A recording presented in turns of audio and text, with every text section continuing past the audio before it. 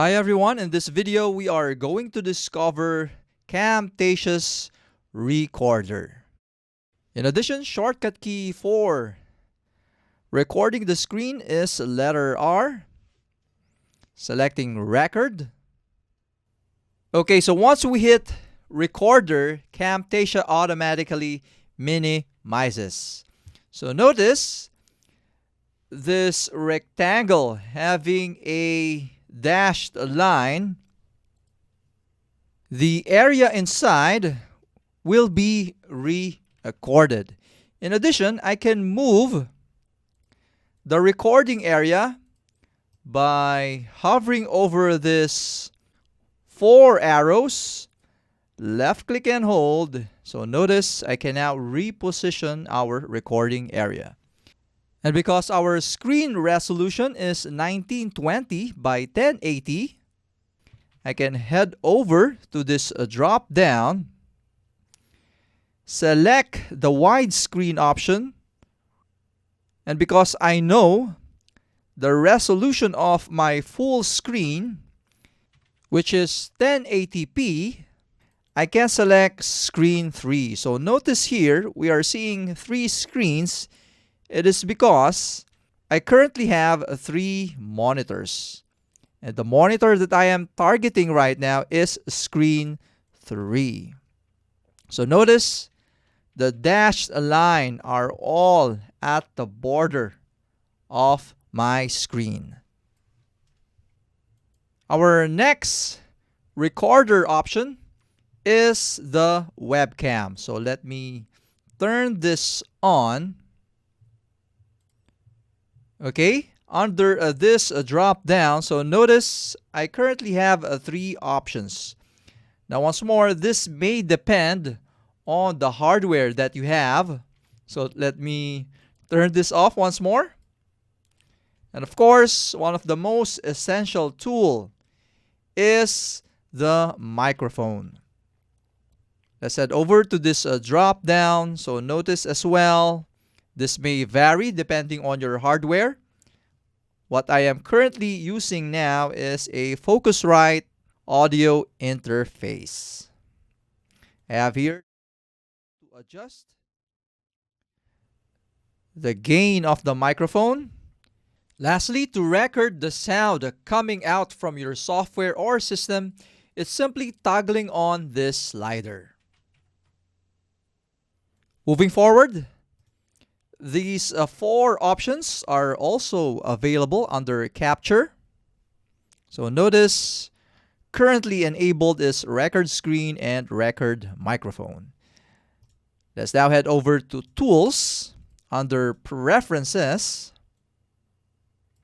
My recommendation settings for preferences are under General is disabling Show Recorder Countdown. So we prefer to enable recording right away to save time. Next, video lessons should be fluid. Hence, we need to enable Restore Cursor Location whenever we hit pause.